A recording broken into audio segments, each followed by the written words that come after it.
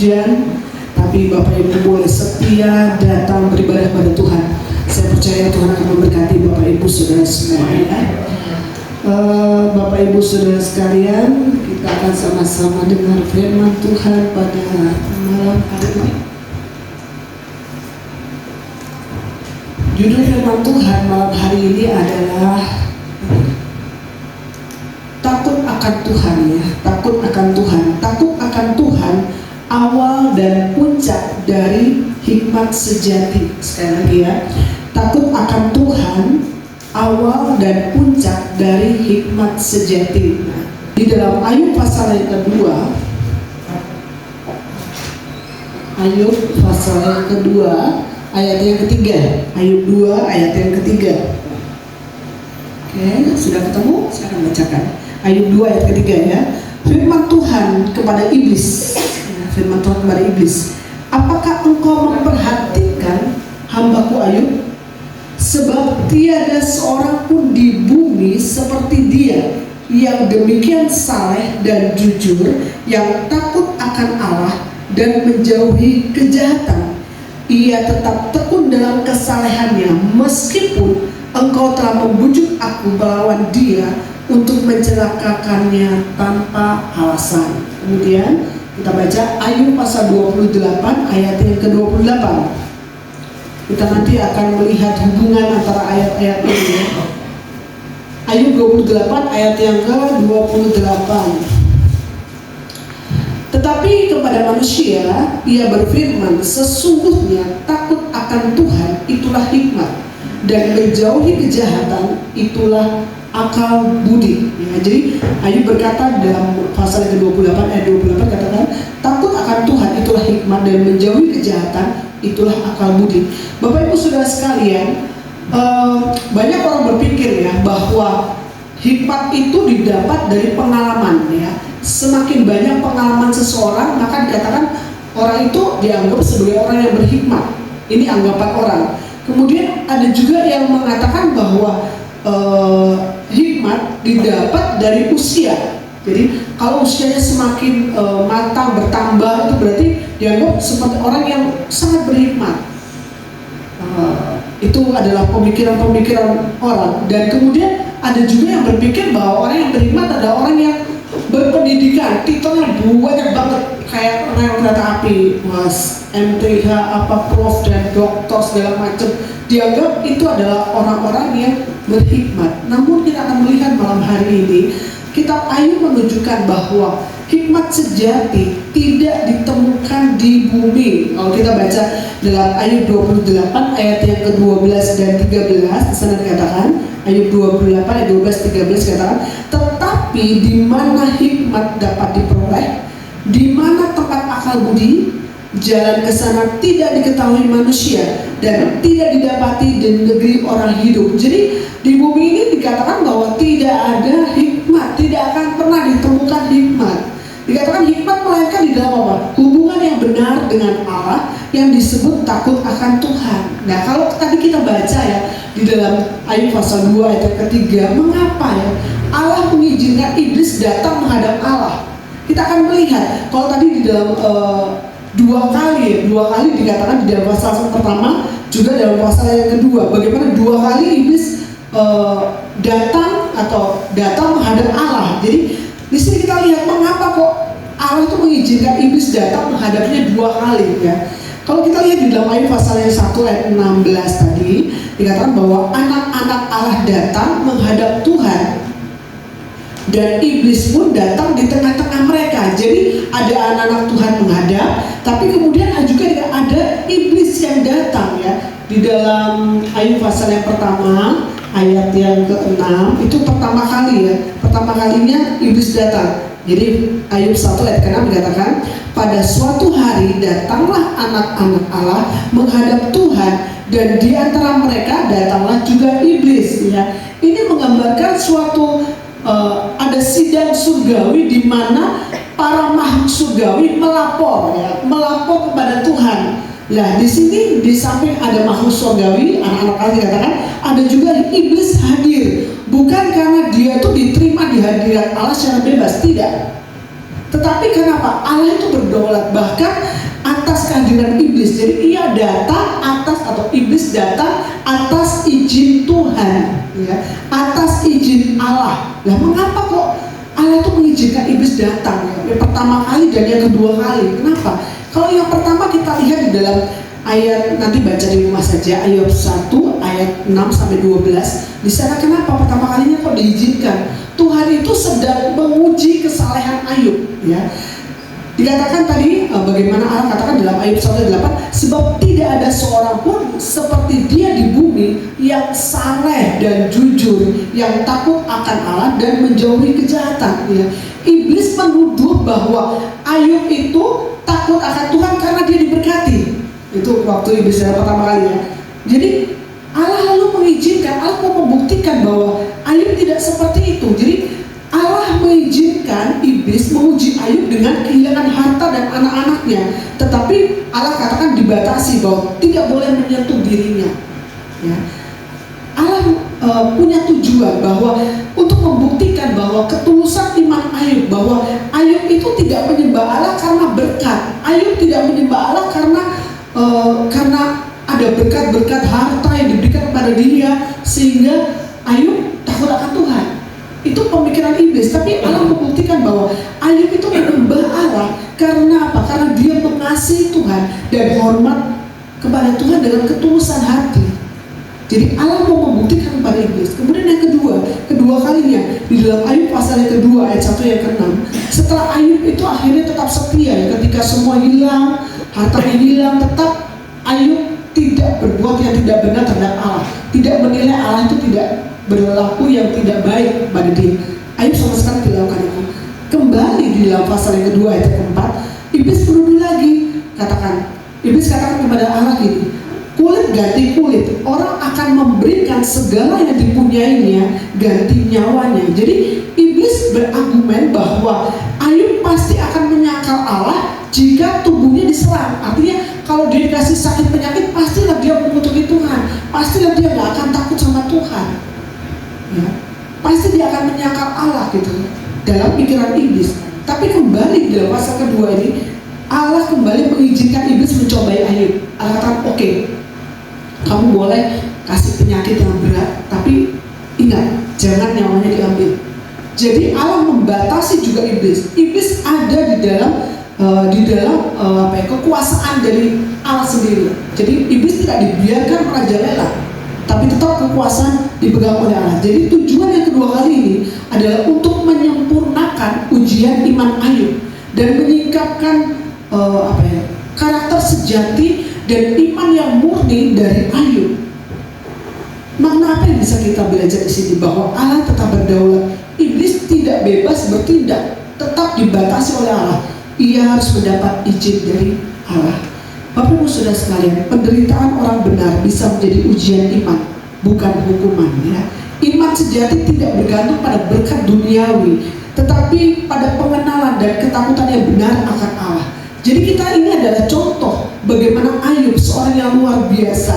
Allah mengizinkan iblis datang 2 kali, bukan karena Allah ragu pada Ayub, tidak, tapi untuk membungkam tuduhan iblis bahwa iblis menuduh Ayub itu Ayub itu takut akan Tuhan karena dia diberkati. Ayub itu takut akan Tuhan karena diberi kesehatan. Ayub takut akan Tuhan karena dilindungi oleh Tuhan. Itu anggapan dari iblis. Tapi Allah membuktikan pada iblis bahwa itu semua tidak benar. Ayub tetap memiliki kemurnian hati, imannya benar-benar kepada Tuhan. Dia tetap takut akan Tuhan. Dan nanti kita melihat kisahnya. Kalau kita lihat di sini, apa sih artinya atau makna takut akan Allah di sini? Dalam bahasa Ibrani ini memiliki arti dalam bahasa Indonesia adalah takut akan Tuhan itu rasa hormat yang mendalam, rasa kekaguman, penghormatan, penuh kasih kepada Tuhan, ya. Jadi bukan ketakutan karena hukuman, berbeda. Jadi Ayub ini bukan takut karena takut dihukum, tidak. Tapi dia punya kekaguman yang luar biasa kepada Allah. Dia menghormati Allah dengan dasar kasihnya kepada Tuhan. Jadi ketika Allah berkata bahwa Ayub takut akan Allah, yang dimaksud di sini adalah Ayub dalam kesadarannya akan kekudusan Tuhan serta dia dengan sukarela menjauhi kejahatan, bukan karena dia takut dihukum, tapi karena ia menghormati Allah. Jadi dia tetap takut akan Tuhan, artinya dia menghormati Allah. Oleh karena itu dia tetap walaupun dia diuji seperti itu, dia tetap tidak berbuat dosa. Ya, Allah menegaskan bahwa karakter takut akan Tuhan ini menjadi fondasi hidup Ayub. Jadi dasar hidup Ayub adalah takut akan Tuhan. Bahkan ketika kita lihat dia kehilangan segala-galanya, ketakutan kepada Allah tetap utuh, tidak tergoyah sedikit pun. Dia tetap hormat kepada Tuhan, dia tetap mengagungkan Tuhan bahwa Allah lah satu-satunya. Oleh karena itu dikatakan Allah memuji Ayub di depan iblis. Allah memuji karena memang benar-benar Ayub memiliki kemuliaan hati. Apa yang bisa kita pelajari di sini? Yang pertama kita lihat di sini bahwa takut akan Tuhan adalah dasar hidup yang berkenan, ya. Dalam Ayub 2 ayat ketiga tadi, itu adalah hal yang berkenan. Tuhan Allah berkenan kepada Ayub, kenapa? Dia hidup takut akan Tuhan. Jadi ia takut akan Allah dan menjauhi kejahatan. Ini yang Allah nilai dari Ayub. Karakternya itu benar-benar teruji. Jadi Ayub takut akan Tuhan dan dia menjauhi kejahatan. Ayub digambarkan Allah sendiri sebagai orang yang saleh. Allah katakan dia adalah seorang yang saleh, seorang yang jujur, dan seorang yang takut akan Allah. Artinya apa? Hidup Ayub dalam kesadaran, dia sadar akan kehadiran Tuhan. Jadi dia tahu bahwa Tuhan itu ada di dalam hidupnya, dalam setiap masa hidupnya, dalam keadaan apapun Tuhan itu hadir dalam kehidupan Ayub. Itu disadari oleh Ayub. Oleh karena itu dia tetap menghormati Allah dalam setiap keputusannya, dalam pekerjaan, dalam perkataannya, dia tetap menghormati Allah. Kita lihat di sini bahwa takut akan Tuhan bukan berarti takut dihukum, tetapi sekali lagi menghormati Tuhan dengan apa? Ketaatan, dan dia juga menolak segala yang jahat karena dia sangat mengasihi Allah. Orang yang takut akan Tuhan itu akan berani berkata tidak pada dosa walaupun mungkin tidak ada yang melihat. Orang yang takut akan Tuhan walaupun ada kesempatan dia untuk berbuat curang, dia tidak akan berbuat curang, dia tidak akan korupsi. Kalau orang itu takut akan Tuhan, orang yang takut akan Tuhan, dia pasti seorang istri, seorang suami, anak ataupun orang tua, ketika dia takut akan Tuhan, walaupun ada tawaran-tawaran sekarang di dunia sekitar kita, banyak perselingkuhan terjadi. Mungkin orang lain tidak tahu, suami istri tidak tahu, tapi orang yang takut akan Tuhan, dia tetap akan berkata tidak. Orang yang takut akan Tuhan juga akan tidak mau berkata dusta, bersaksi dusta, walaupun orang lain tidak tahu. Sekarang ya, HP itu adalah godaan terbesar, ya. Sekarang pornografi di mana-mana, di genggaman. Suami, istri, orang tua, anak tidak ada yang tahu, tapi ada sepasang mata yang melihat apa yang kita lihat di dalam genggaman kita. Tapi mari kita orang yang takut akan Tuhan, walaupun kita tahu tidak ada yang melihat, tapi sepasang mata tetap melihat. Orang yang takut akan Tuhan, ia tetap jujur, dia tetap beribadah dalam keadaan apapun, dan tetap setia karena dia tahu ada sepasang mata yang melihat. Bapak Ibu Saudara sekalian, yang kedua, takut akan Tuhan diuji melalui penderitaannya. Ini adalah contohnya Ayub, ya, penderitaan yang luar biasa. Kalau kita lihat bagaimana Ayub kehilangan segalanya, mulai dari ternaknya, dia kehilangan segalanya. Awalnya, kalau nanti baca di rumah ya, dalam Ayub 1 ayat 14-15, baca keseluruhan aja supaya ngerti bagaimana awalnya dia kehilangan ternak. Pada masa itu kekayaan seseorang itu dinilai dari ternak-ternaknya, ya.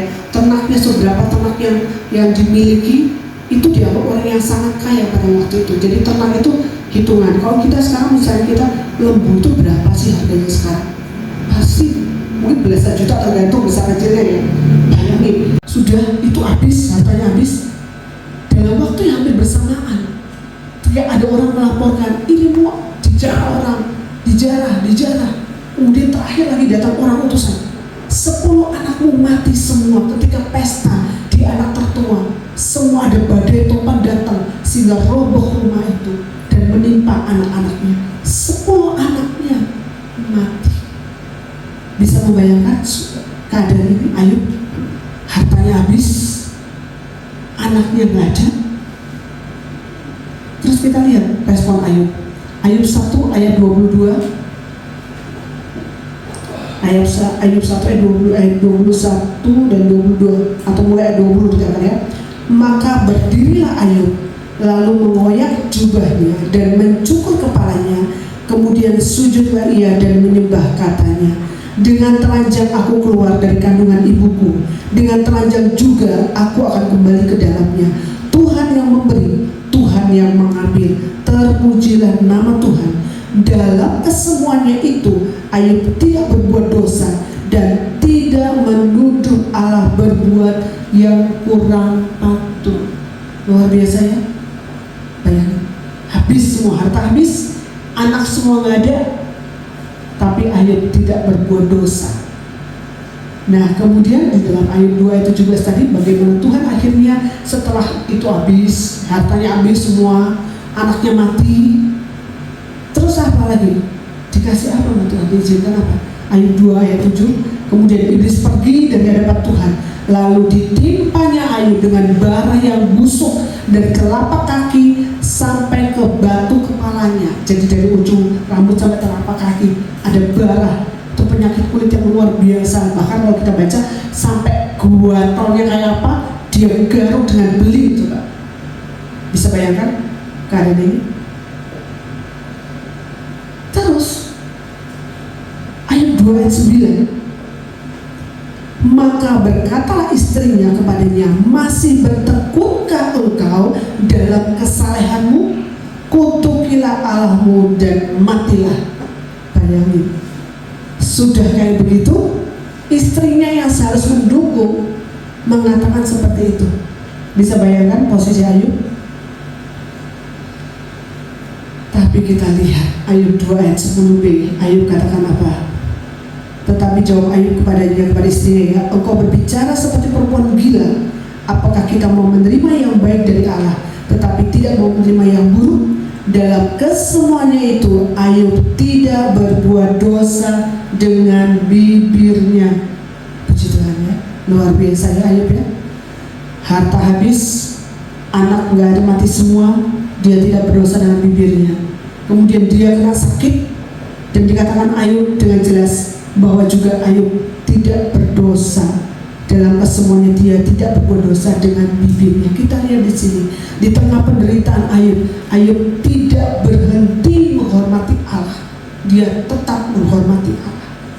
Pikiran iblis, ya, kalau tadi dalam Ayub 1 ayat 9, 10, ayat 2, ayat 4 dan 5, iblis berpikir bahwa Ayub takut akan Tuhan hanya karena diberkati, hanya karena dilindungi, hanya karena diberi kesehatan. Tetapi Allah membuktikan bahwa ketakutan Ayub kepada Tuhan adalah tulus, bukan karena imbalan. Ini yang luar biasa. Ini yang luar biasa. Kita bisa belajar banyak dari Ayub.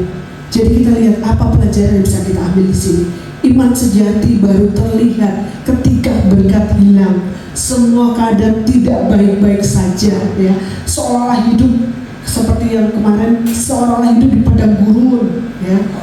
Tapi hati tetap berkata, Tuhan yang memberi, Tuhan yang mengambil, terpujilah nama Tuhan. Ayub sadar dia punya kekayaan, dia punya harta, dia punya anak, itu semua dari Tuhan. Jadi dia tahu kalau itu dari Tuhan, Tuhan mau ambil, ya monggo, silahkan. Dia tidak tergoyah sedikit pun. Dia tetap kuat, dia tetap hormat kepada Tuhan. Bapak Ibu Saudara sekalian, kita belajar dari Ayub.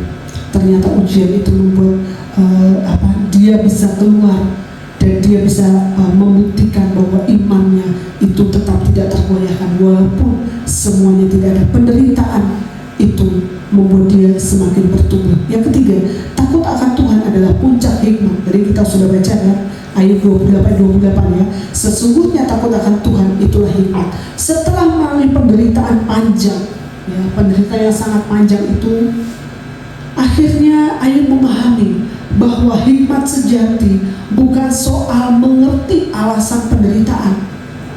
Tentu saja Ayub ini secara manusia, dia juga pasti bingung. Lah, aku tuh tidak melakukan yang salah, aku berusaha melakukan yang benar, apa yang Tuhan katakan. Dia tidak pernah mengerti kenapa dia harus alamin itu. Yang tahu adalah cuma Allah sama iblis. Dia nggak ngerti. Tapi walaupun dia nggak ngerti, dia tetap, walaupun dia dalam kebingungan menghadapi hal itu, dia pasti juga merasa tidak melakukan yang salah tapi mengalami itu.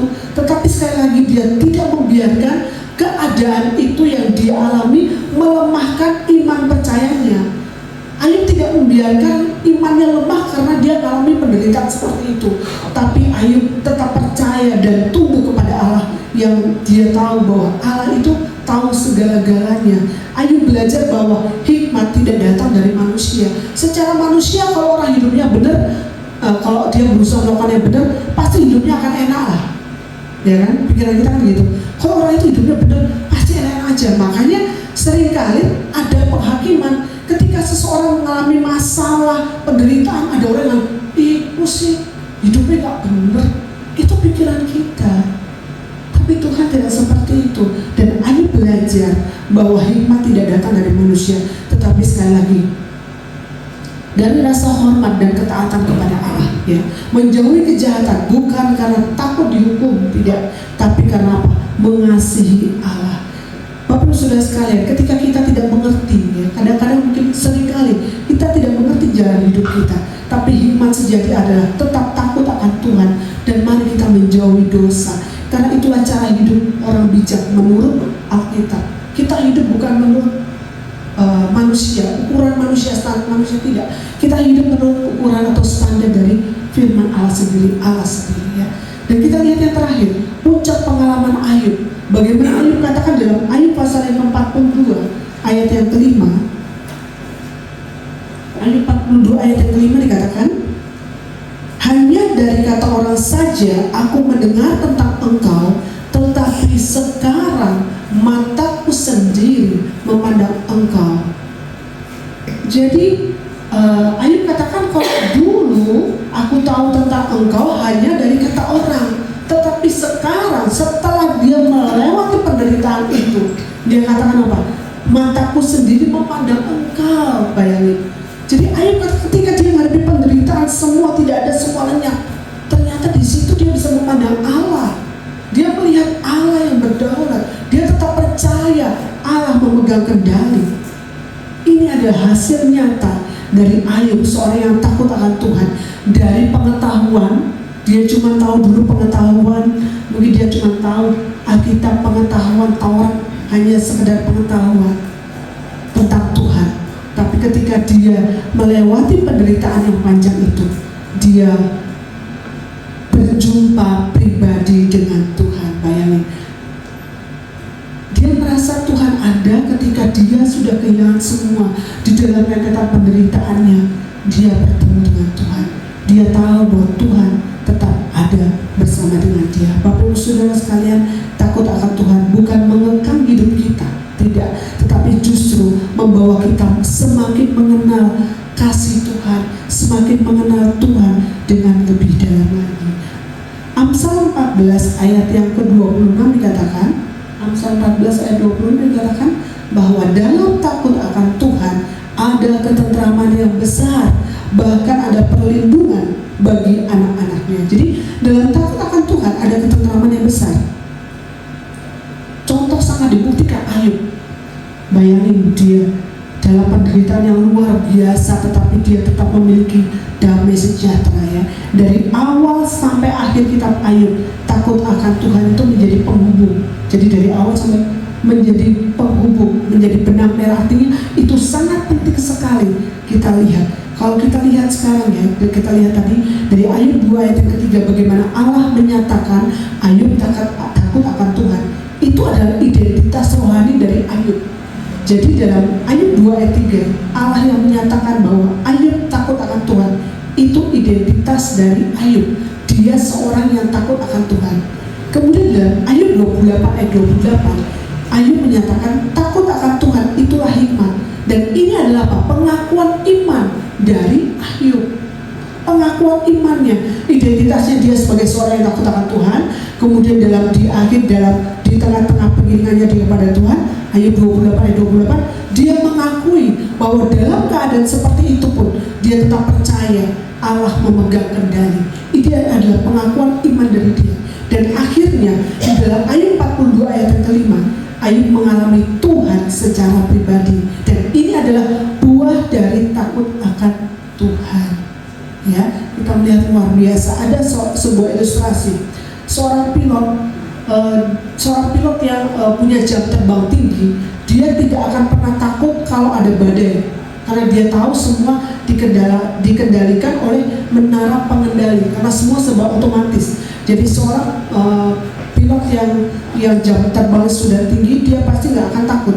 Tetapi yang sangat dia takutin adalah ketika dia tidak mendengar suara pengendali, karena suara pengendali itu yang mengarahkan dia harus kemana, berapa derajat dia harus berbelok. Itu semua dikendalikan oleh menara pengendali. Oleh karena itu, kalau dia tidak bisa mendengar suara dari menara pengendali, maka bahaya sedang mengancam. Nah, demikian juga dengan kehidupan kita sebagai anak-anak Tuhan. Kita seharusnya tidak takut menghadapi apapun yang Tuhan izinkan terjadi dalam hidup ini. Tetapi seharusnya kita takut kalau kita tidak bisa mendengar suara Tuhan, karena suara Tuhan itulah yang menuntut kita. Kita takut jika hubungan kita terputus dengan Tuhan. Ini yang seharusnya kita takuti, karena ketika hubungan kita terputus dengan Tuhan, bahaya sedang mengancam. Jadi Bapak Ibu Saudara sekalian, kita ingin mengajarkan kita pada malam hari ini bahwa orang yang takut akan Tuhan dan setia di tengah penderitaannya akan diberkati pada akhirnya. Kalau kita baca dalam Ayub pasal 42, ya, Ayub 42 ayat yang saya akan bacakan lagi ya. Ayub 42 ayat yang ke-12 sampai 17. Ayub 42 ayat 12 sampai 17. Ini akhir dari kehidupan Ayub. Tuhan memberkati Ayub dalam hidupnya dan selanjutnya lebih daripada dalam hidupnya yang dahulu. Jadi diberkati lebih pada akhirnya. Ia mendapat 14.000 ekor kambing domba dan 6.000 unta, 1.000 pasang lembu dan 1.000 ekor keledai betina. Ia juga mendapat 7 orang anak laki-laki dan 3 orang anak perempuan. Dan anak perempuan yang pertama diberi nama Yemima, yang kedua Kesia, dan yang ketiga Keren-Hapuk. Di seluruh negeri tidak terdapat perempuan yang secantik anak-anak Ayub, dan mereka diberi ayahnya milik pusaka di tengah-tengah saudaranya laki-laki.